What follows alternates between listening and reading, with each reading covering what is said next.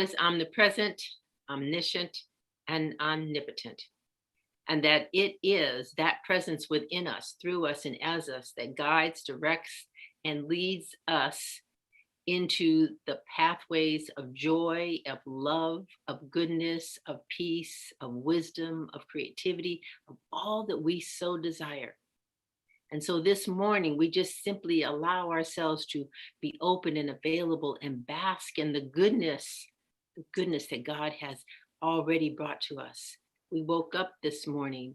We slept in a bed that held us with ease all night long. We awaken to the sun, whether it is diminished by clouds or it's bright as day, doesn't matter. The sun rose with us this morning. And so we give thanks for this and the very breath of life that is breathing us in this very moment. And so it is with so much gratitude and thanksgiving for this, and so much more in the realization that all is in divine order right here and right now. We are knowing that the service is also in divine order. We speak our word and know that we receive that nugget of truth that is ours for today. And so it is with gratitude that I release this word now, knowing it is done in peace, in love, in joy, and in the creative realization that we are creating our lives in this very moment in a way that brings more love and more joy. And so it is. Amen. Amen. Okie dokie. So let's see. Good to see you all this morning. Thank you for being here. We have a guest this morning, our soloist, and so I'll let Cynthia introduce her later. But for right now, we're going to go to Dorothea.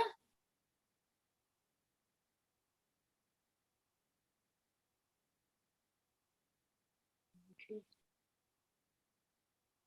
So if you're gonna read it, you're muted. You're muted. CSL West Georgia is a joyful community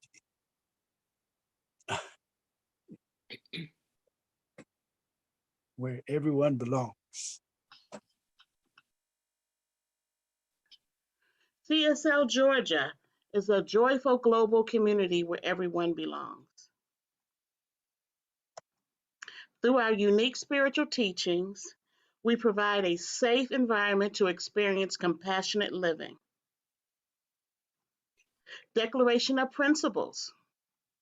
I believe in the unity of all life and that the highest God and the innermost God is one God.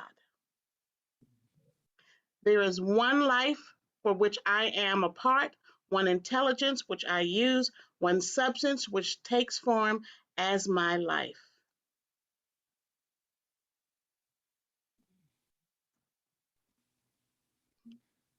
Okay, thank you so much, Dorothea. All right, now we're going to have Cynthia introduce our soloist for this morning.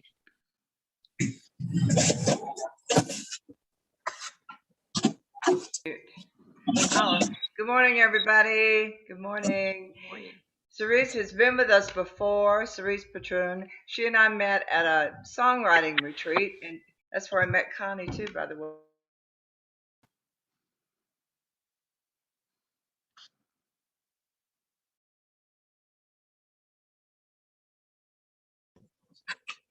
Your sound went off, Cynthia. So okay. Anyway, we met at a songwriting retreat, and I so admired her voice and her songwriting abilities. And through a crisis of 118-degree weather and no air conditioning, she has managed to be with us here this morning, like the true professional that she is. I have one of her CDs.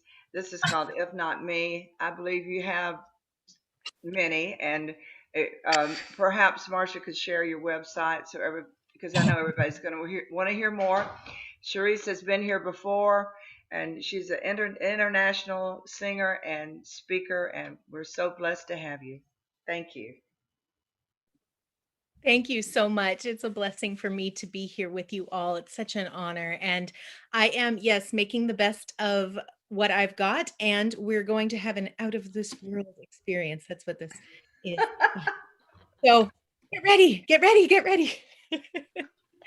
So this is a song that I wrote called Be True. It was actually the very first song that I ever wrote in my life 20 years ago, inspired by a talk that a church was doing. And so I hope that it inspires you to be true to your dreams and to yourself.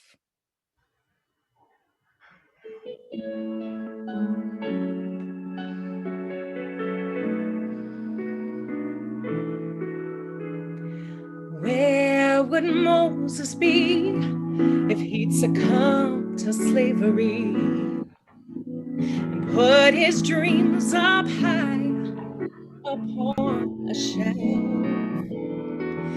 If he turned from the water and just walked home by himself to never see the promised land, to never save another man. It all started with a thought that turned into a dream. Fire burning in the soul of a single human being. Every dream that is lived is a dream come true. Stand up for your dreams, to thine own self be true. What if Martin Luther King had been afraid one day and never stood up to the ones who tried to take his rights away? All the pain and tears would never wash away. We'd never walk hand in hand. We'd never learn to take a stand. It all started with a thought that turned into a dream. A fire burning in the soul of a single human being. Every dream that is lived is a dream come true. Stand up for your dreams, to thine own self be true. Never let another take the dreams God's given you. Go out and live your dreams. Do what you've always wanted to.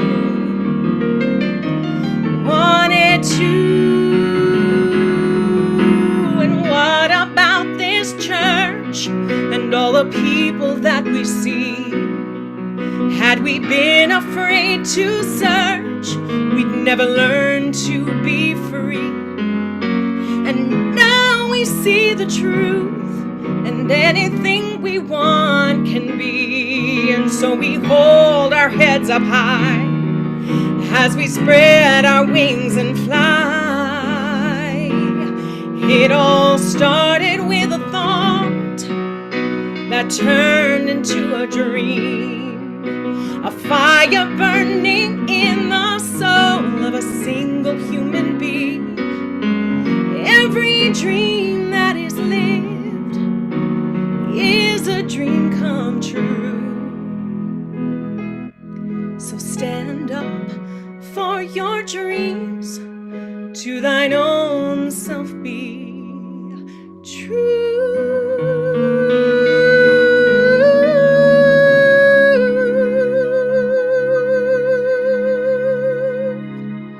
Stand up for your dreams, to thine own self be true.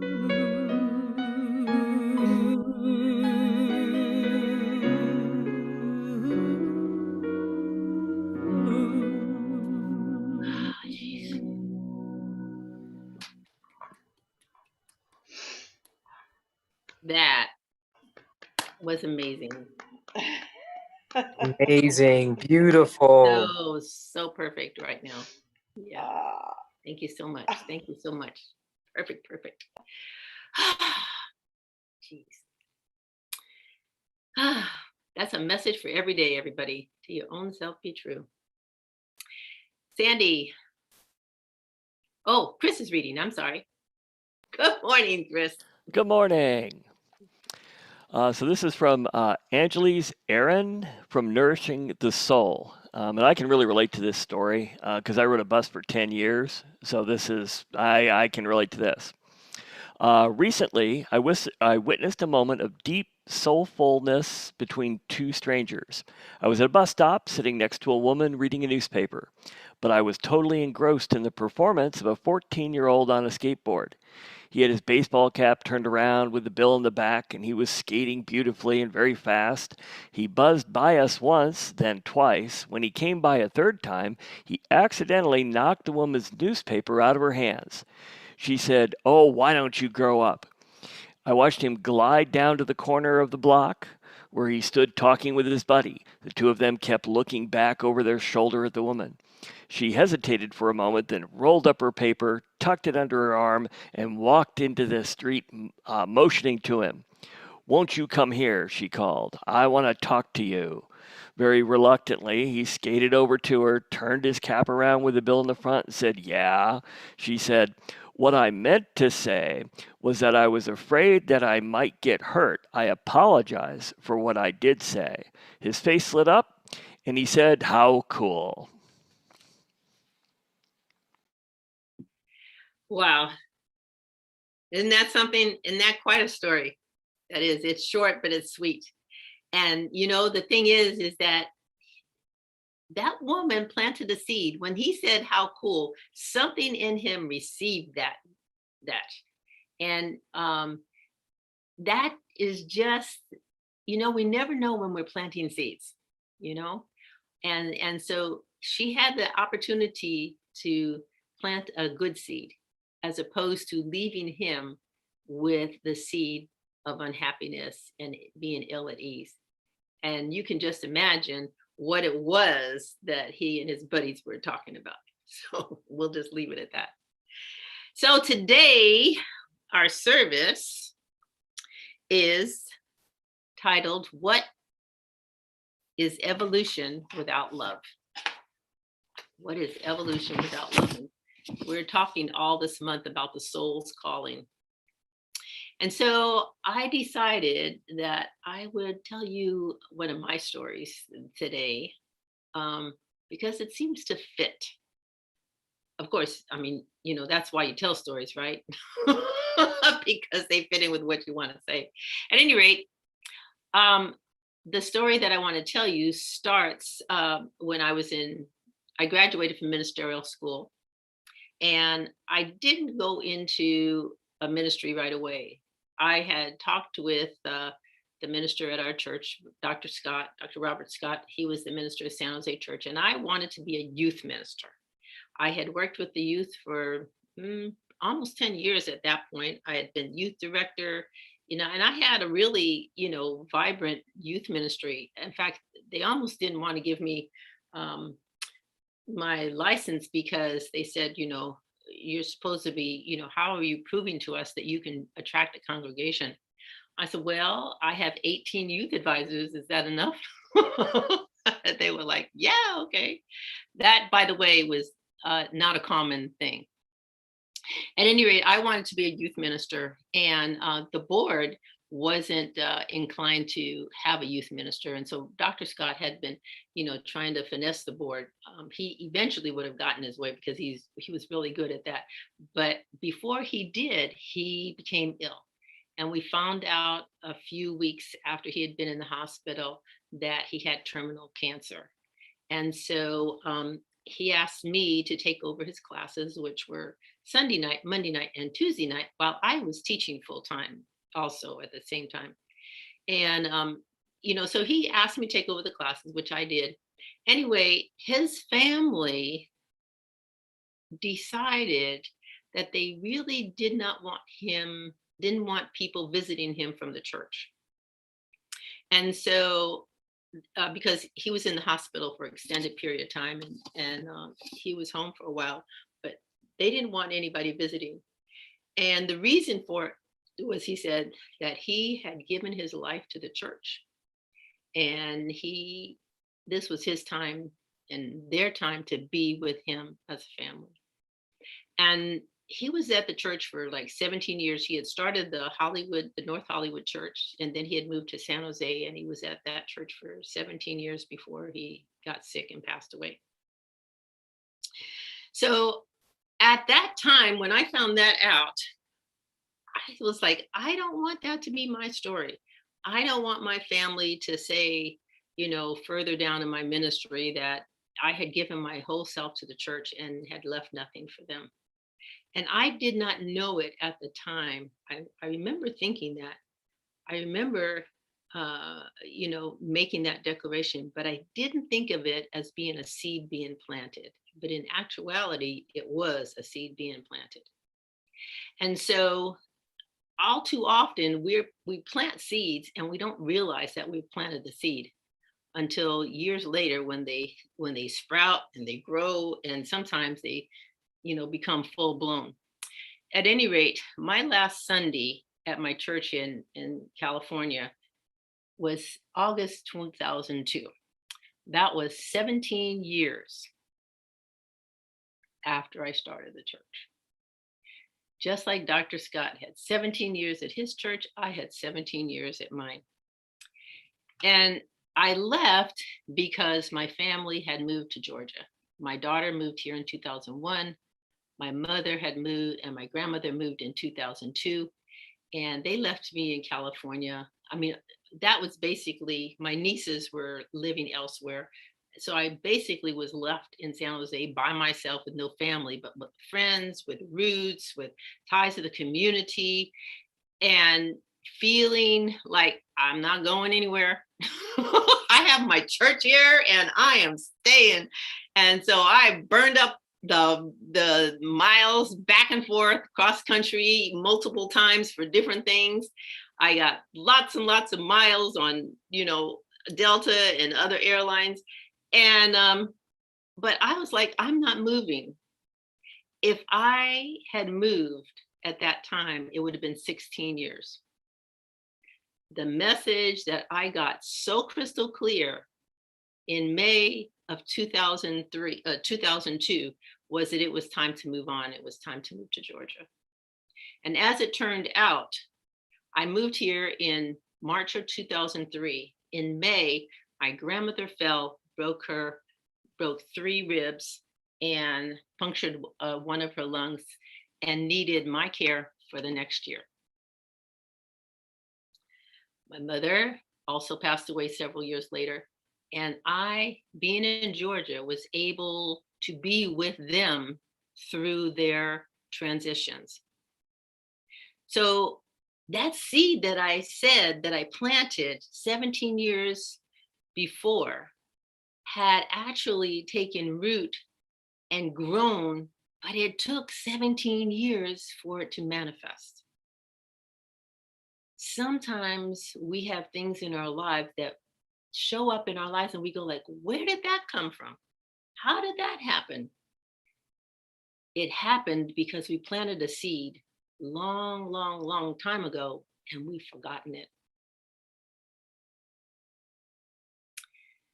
Jesus started planting the seed of his death and resurrection with his disciples. He started planting that seed, and he started telling them, this is what's going to happen. They're going like, no. They didn't want to believe it, but he was busy planting the seed. He planted it, and he kept on planting it. But after, in Matthew, he goes up to a high mountain, and he takes with him Peter, who has recognized him as the Christ, because he asked Peter, who do you say I am? And Peter answers him, you are Christ, the living God, Son of the living God. And so he takes Peter, who is faith.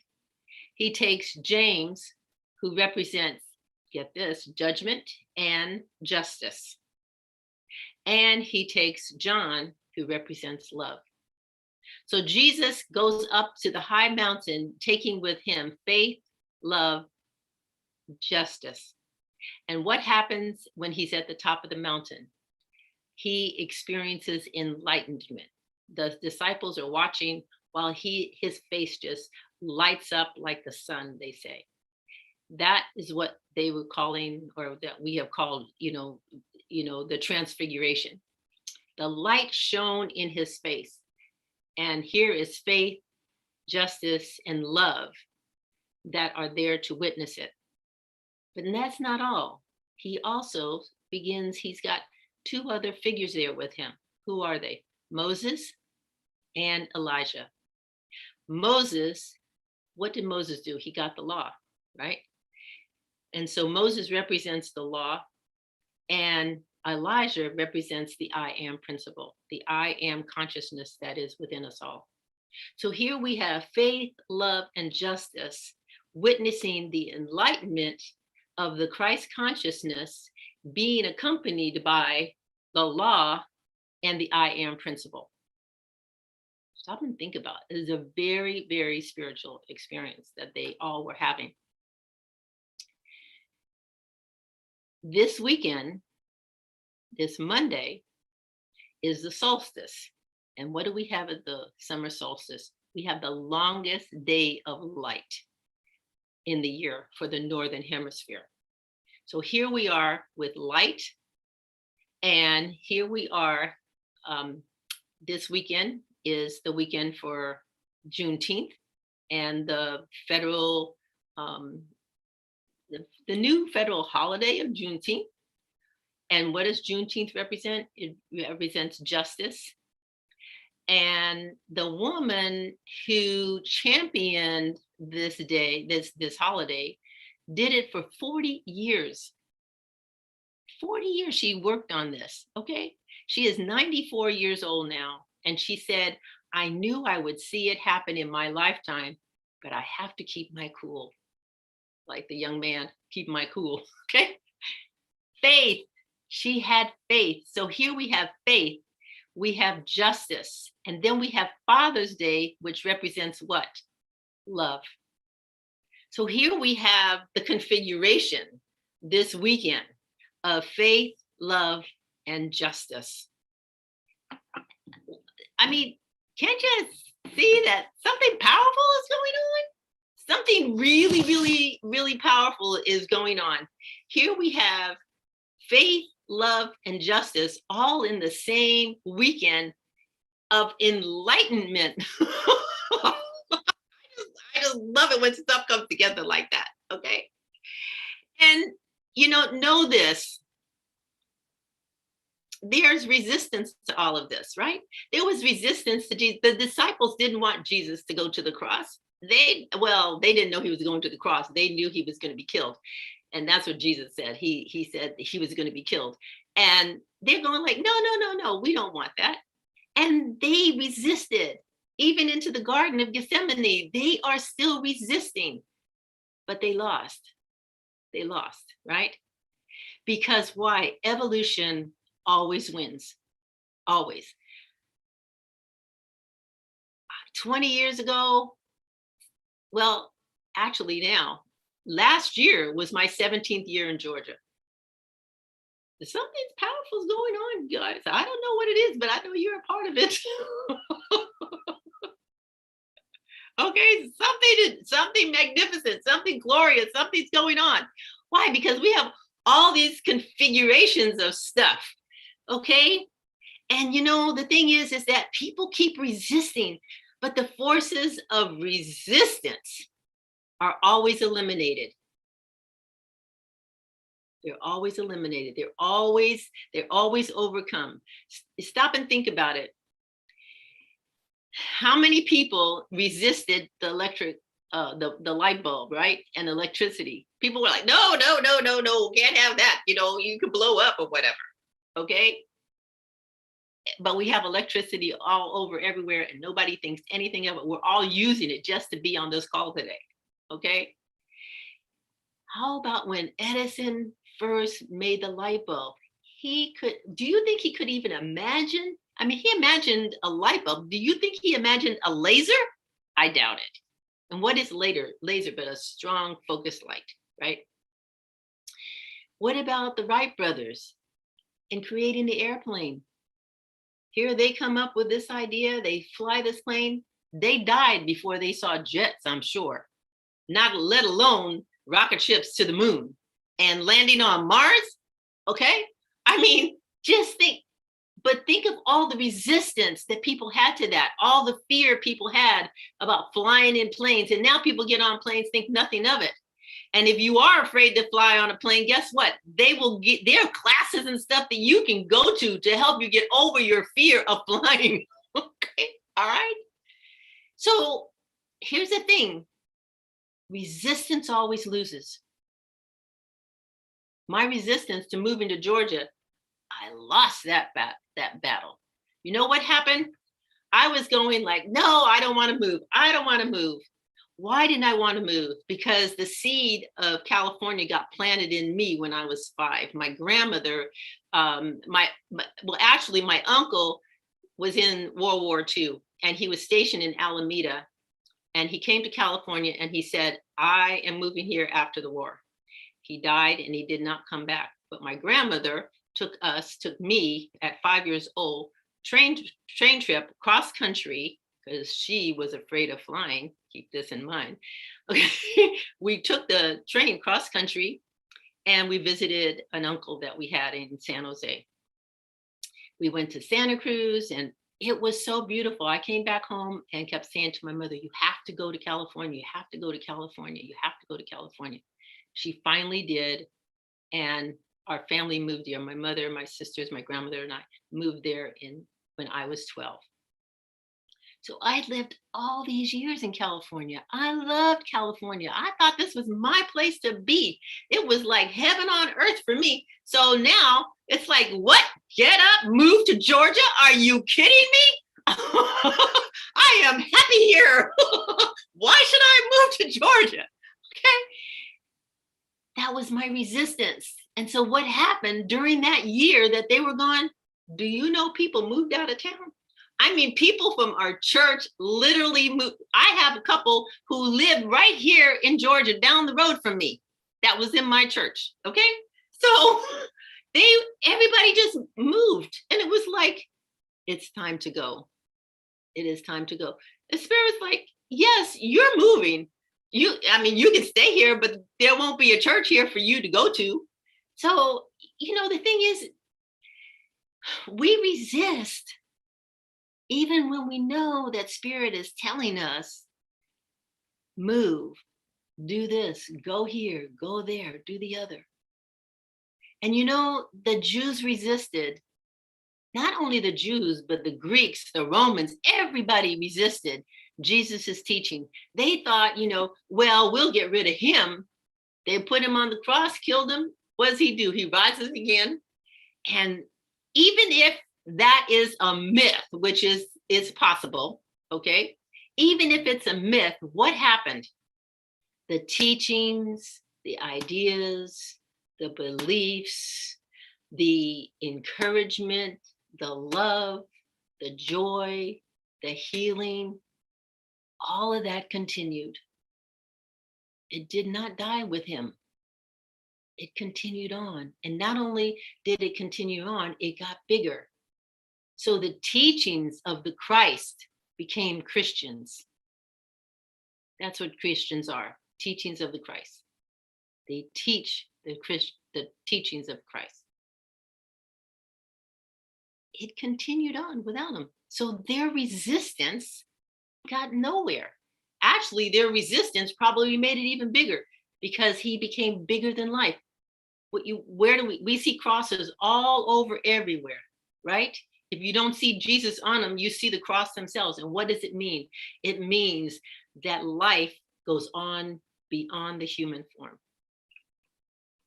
It means spirit over human. So your cross, you got your arms out here. This vertical, this is your lifeline. Okay, we live across this. but the spirit is this. So when you see a cross, don't go like, oh, that's Christian, I don't like that. Think in terms of metaphysics, that the spirit is moving from down into you, into the soil below, and that you have this spiritual line, it's at the center of you. And then you have the human lifeline across here. And where do they meet? At your heart. Think about that.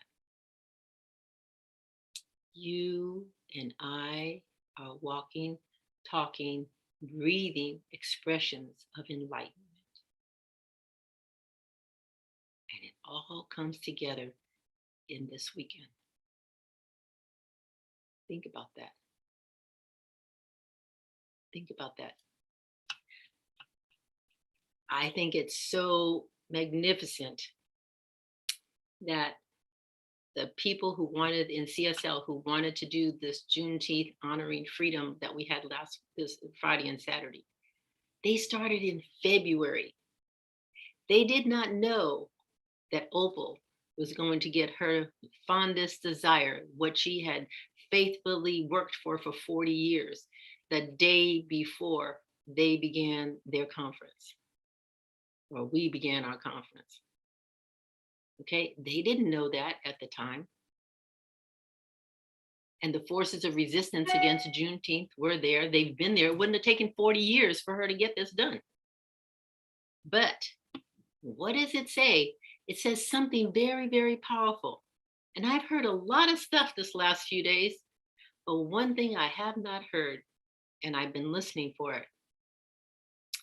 By celebrating Juneteenth, this country is recognizing that at one time it did have slaves.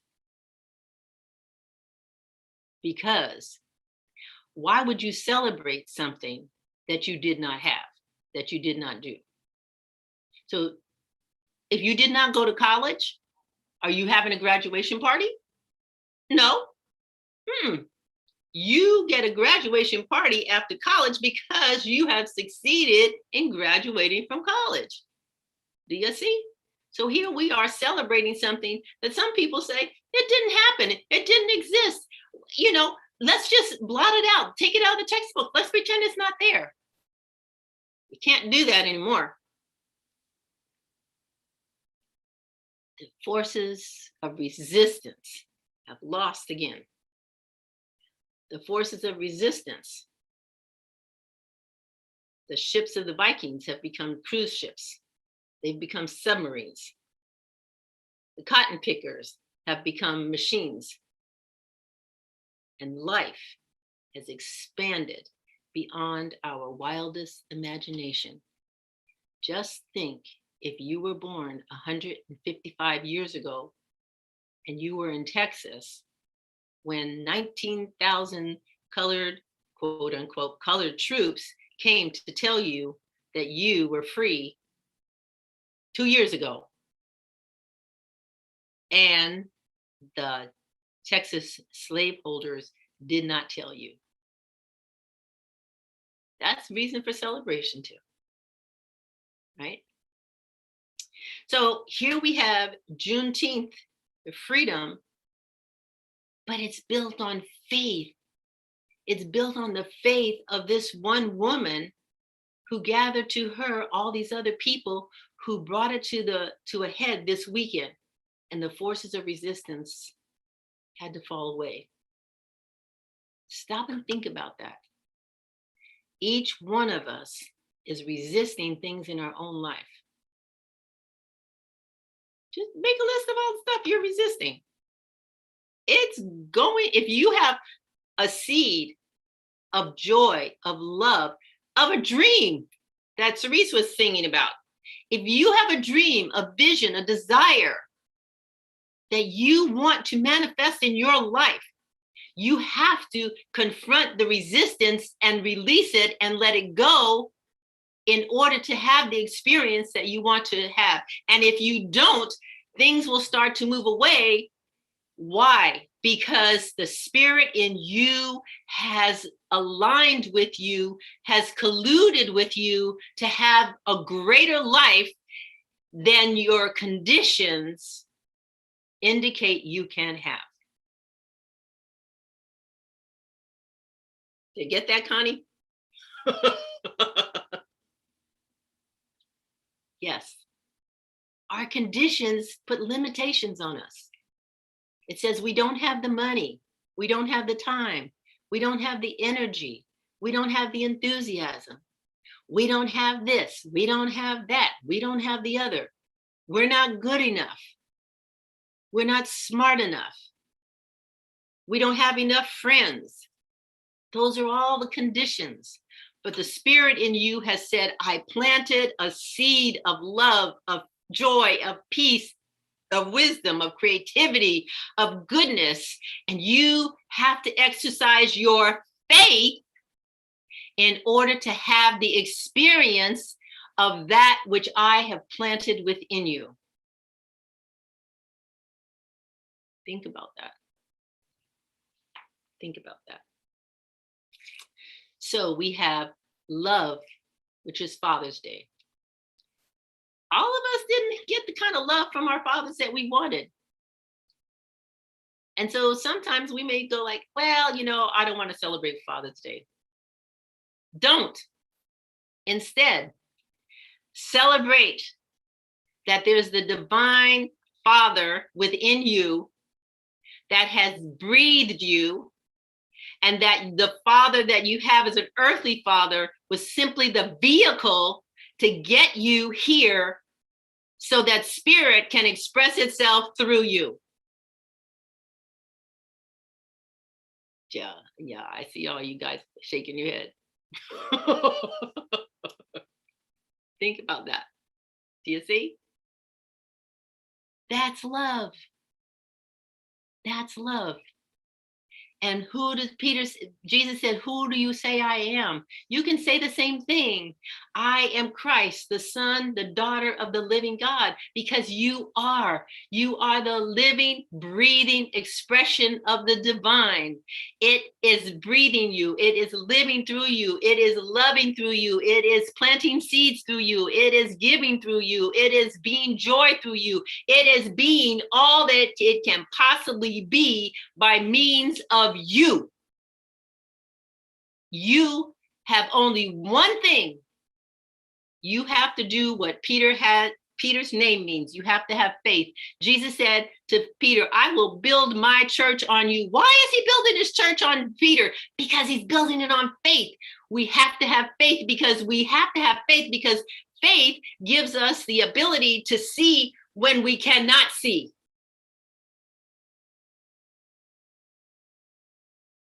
It gives us the ability to know I have a dream, I can reach that dream, I can be that dream, I can live that dream, but I have to have the faith because right now there's no evidence of it.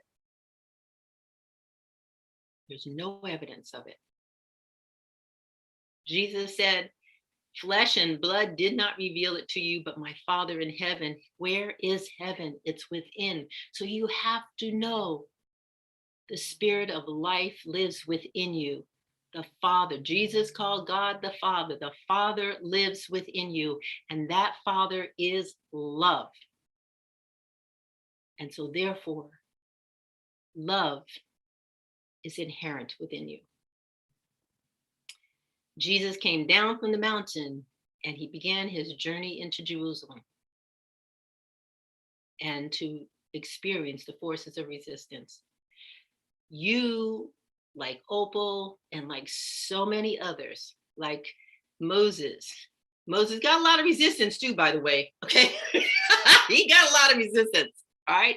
Jesus got resistance, okay? Elijah got resistance.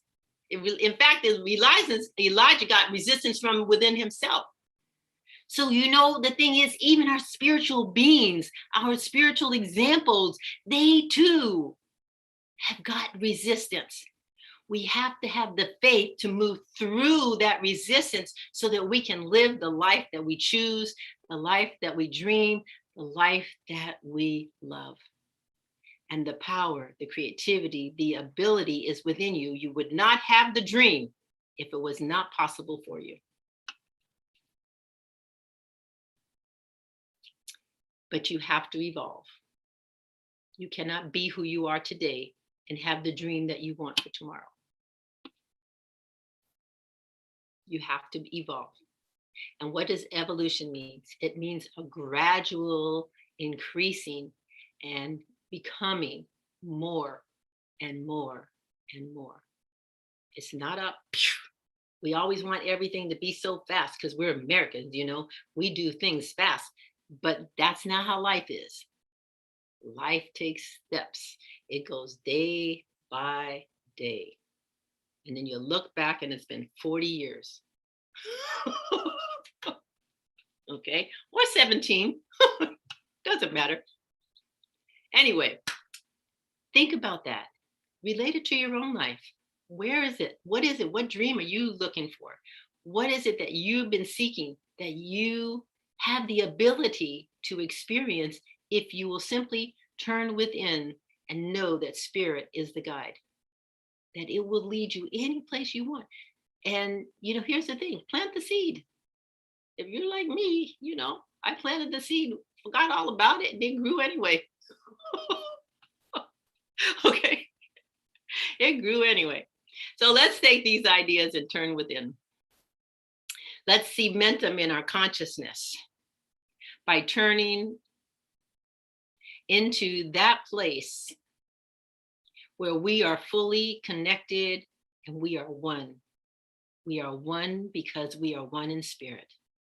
We are one life, one spirit, one beingness, one wholeness, one creative being that expresses in a multitude of bodies, a multitude of places, a multitude of just consciousness being itself expressing in form. And so it is today with so much deep gratitude and thanksgiving that I joyfully speak this word this morning and know it is the truth about each one of us. As we breathe in, we breathe the breath of life. And we allow ourselves to align fully and completely with the love that is God in us, through us, and as us. It is the spirit of the Father within, the divinity, the wholeness, regardless of what the name is. Its name is love. And so we allow ourselves to just right here and now, just embody that love, to feel that love and allow it to just envelop all of our being. And then we allow ourselves to walk in the faith of knowing that only good is in our life because we are being led by love. And we open ourselves to the justice that allows for the resistance to come up and be fully and completely enveloped in love so that we may move on, progress on, be more as we evolve into that which we truly are, that which we have been called to this earth to be. And so we open ourselves gratefully and joyfully this day, allowing this truth to express in and through and as who and what we are. And in so doing, we are enlightened. The light of God's love shines through our face and we are illuminated, and we illuminate everywhere we go because light dispels darkness. And so therefore, if we are being the light, if we are being love, if we are walking in faith, then we must be dispelling the darkness around us. And that darkness takes the form of resistance sometimes. And so we release that resistance, we shine a light on it, and we let it go. And we allow ourselves to bask in the fullness, the joy, the goodness, and the peace that is God itself. It is that which is moving in us, through us, and as us, and being us in this moment that I know is the truth of each one of us. And so we gloriously open ourselves this day for this word. So that it is our word. It is my word personally. And we are allowing it to be the expression of truth as who and what we are. And so in gratitude and thanksgiving, knowing that the law always accepts the word that we speak, that it has known that which we are, and It knows who we are and is already at work, manifesting and joyously creating the life that we want, that we desire, because we simply have spoken the truth and know that it is done. And so with gratitude, I release, I let go, and I know forthwith it is the word, the place unto which my word is sent. It is complete. And so it is. Amen.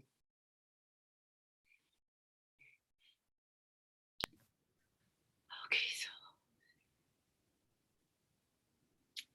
Cerise, thank you. You.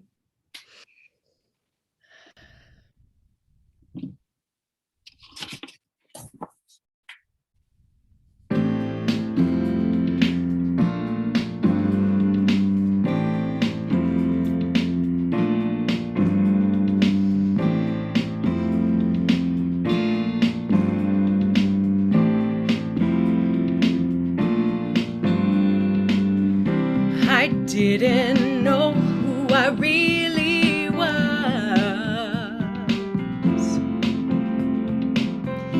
I didn't know what I really wanted.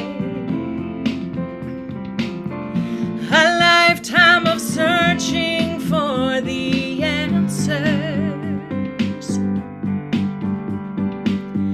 just left me broken and empty-handed.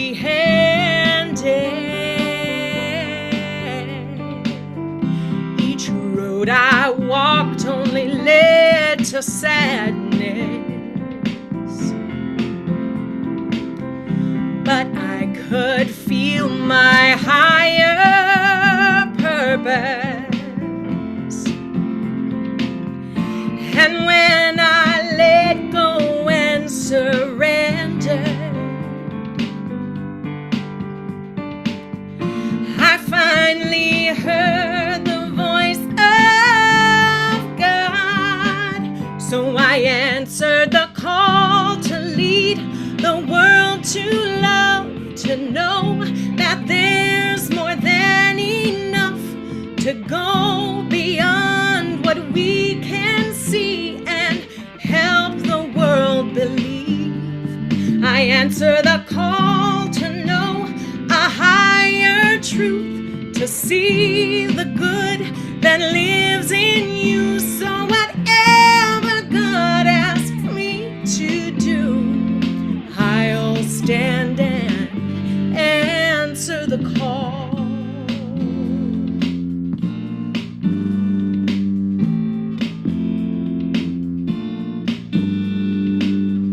There are so many without hope, just looking for a little kindness. In a world where love is underrated, and so many seem to be alone,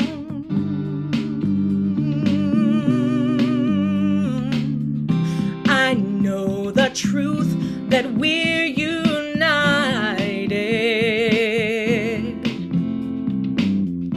connected through the source divine. So I choose to go into the darkness until the whole world sees the light. So I answer the call to lead the world to love, to know that there's more than enough to go beyond what we can see and help the world believe. I answer the call to know a higher truth, to see the good that lives in you. So whatever God asks me to do, I'll stand and answer the call to lead the world to love, to know that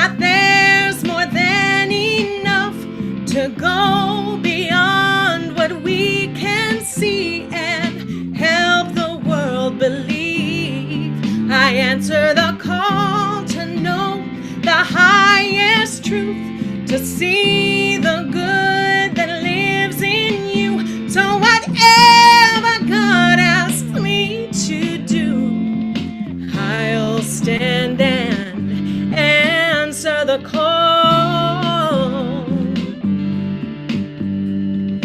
I'll stand and I answer the call.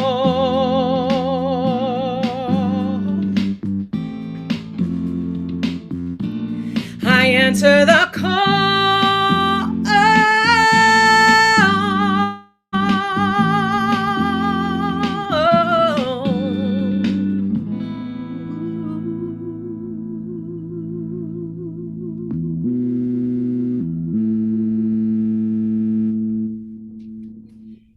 Oof, answer the call. Absolutely. Beautiful, beautiful, beautiful. Thank you. Yes, that's our theme this month, you know. Answer that call. Okay. So let's see. Dorothea, unmute yourself. Yes. Okay, we come to that time in our service that we are conscious giving.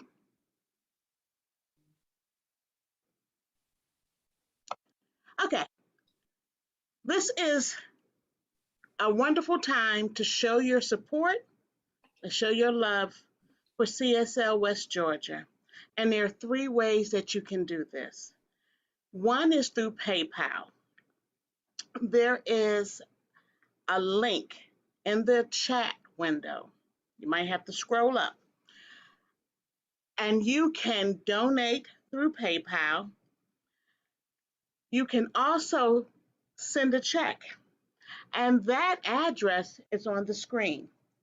For those of you who are not comfortable with PayPal, you can always send a check. But one of the most amazing ways that you can share your support with CSL West Georgia is through Amazon Smile. And that doesn't take much at all.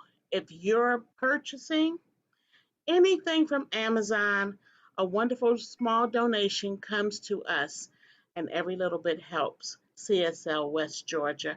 And that link is in the chat window as well. This is our giving affirmation. I am grateful for the divine givingness circulating abundantly through my life and in my community and in my world. And so Thank you, thank you, thank you. And thank you, Chris, this morning. Chris is our reader. And Cerise for being our soloist this morning. Thank you. And Mike, yay! Every Sunday he's vigilant and gets us started. So thank you so much, Mike. Yesterday we had the Honoring Freedom. I know Connie came and Lily came and Madeline came. Did anybody else come that I didn't see, didn't know about? Okay. Anyway, we had a great time, didn't we? It was a wonderful conference. And our church donated $250 for, because it was also a fundraiser. They're planning next summer to have a conference sponsored by CSL and other New Thought church, New Thought communities that by African heritage people. And that will be the first time. Everybody, of course, will be invited, okay? But they're going to sponsor. We'll just see what it brings about. But this was really nice. It was a really great, wonderful conference. We had really, really good speakers and some really nice music. Yeah, Connie was. Do you want to say anything about it, Connie? You can unmute yourself.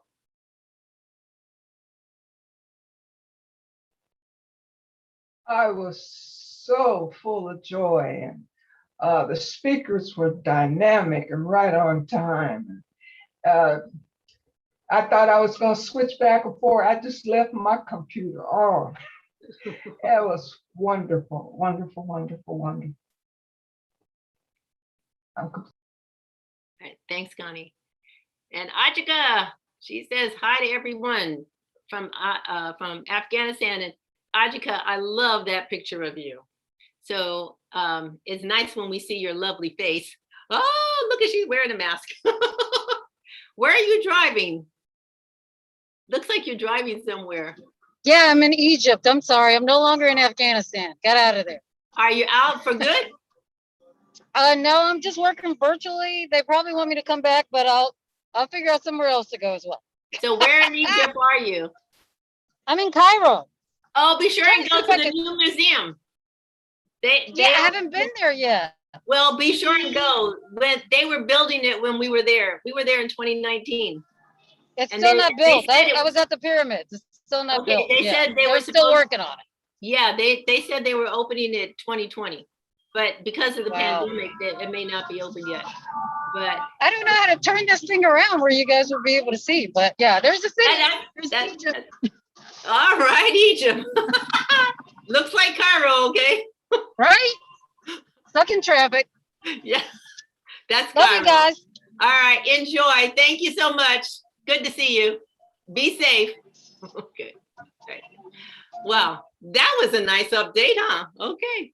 All right, we have a class at 12:30 this afternoon. So we're going to end with a good reason to be happy today. So, video, please.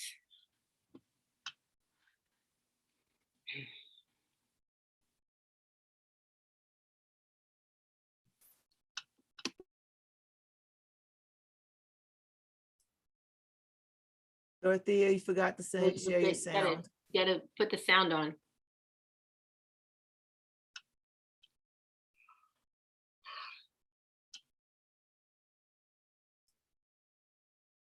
Dorothea, you didn't share your sound. Yeah, you have to, I think, yeah, you have to stop it and reshare. So that's what with sharing screen on Zoom, you can share your screen, but if you have sound to share, you have to click a little button. Like I don't care, baby. Okay.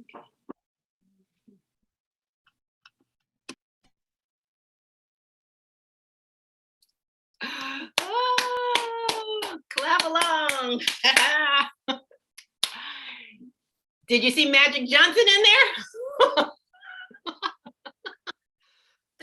there? Big old Lakers sign back there. Yes. Anyway, next time you get a chance to see that, go looking for him. He's there. Anyway, thank you so much for being here today. This is a glorious day, and it doesn't matter what your weather is. The glory comes from within you. So thank you, Cerise, for being here. Thank you once again for Chris. Ajika, be safe. Everybody, love you all the most. And now we have a closing affirmation. We go forth today knowing that we are God's blessing in the world. Only good goes from us, and only good comes to us. And so it is. And so that is the law of circulation working in our lives. Thank you so much. See y'all next week or sooner. Bye. Be safe, everybody.